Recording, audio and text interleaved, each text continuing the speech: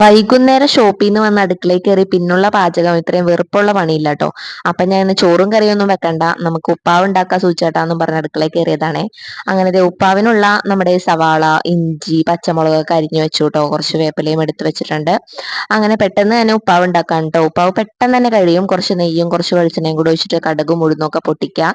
എന്നിട്ട് നമ്മൾ അരിഞ്ഞു വെച്ചതൊക്കെ ഇട്ടിട്ട് വെള്ളം ഒഴിച്ച് തിളക്കുമ്പോൾ റവ ഇട്ടിട്ടൊന്ന് ഇളക്കിയാൽ മതിയല്ലോ. പെട്ടെന്ന് തന്നെ സംഭവം തീരും. അല്ലെങ്കിൽ ചോറ് വെക്കാൻ നിൽക്കണം, അത് ഊറ്റണം, കുറേ പരിപാടി ഉണ്ടല്ലോ. വൈകുന്നേരം ആകുമ്പോഴേക്കും നമുക്ക് ആകെ വശതായി പോകും. പിന്നെ പിള്ളേരെ കൂടെ അധികം നേരം ഇരിക്കാനും പറ്റില്ല. ആകെ വൈകുന്നേരം മാത്രമല്ലേ പിള്ളേരെ കൂടെ നമ്മൾ ഇരിക്കുന്നുള്ളൂ. അങ്ങനെ ദേ വെള്ളം തിളച്ചപ്പോൾ നമ്മൾ റവയൊക്കെ ഇട്ടിട്ട് ഒന്ന് സെറ്റ് ആവുന്നുണ്ട് കേട്ടോ. ഉപ്പുമാവ് എനിക്ക് സൂചിച്ചേട്ടന് ഒരുപോലെ ഇഷ്ടമാണ്, പിന്നെ സുക്കുറുവിന് ഇഷ്ടമാണ് കേട്ടോ. പിന്നെ ഞങ്ങൾ വന്നപ്പോൾ കറുവപ്പ് മീൻ മേടിച്ചിട്ട് വന്നിട്ടുണ്ടായിരുന്നു. അപ്പൊ അതൊന്ന് 2-3 വറുത്തു കിട്ടും. അപ്പൊ ഉപ്പുമാവിന്റെ കൂടെ മീൻ വറുത്തതും അടിപൊളിയാണല്ലോ. ഇതിന്റെയൊക്കെ കൂടെ നമ്മുടെ ആ മീൻ വറുത്ത എണ്ണയിൽ തന്നെ വറുത്തിട്ടുള്ള മുട്ട വറുത്തതും കൂടി ഉണ്ടായിരുന്നു കേട്ടോ. മീൻ വറുത്ത എണ്ണയിൽ മുട്ട വറുക്കുമ്പോൾ ഒരു പ്രത്യേക ടേസ്റ്റ് ആണ്. അപ്പൊ അത്രയുള്ള അടുത്തോടിയായിട്ട് കാണാൻ.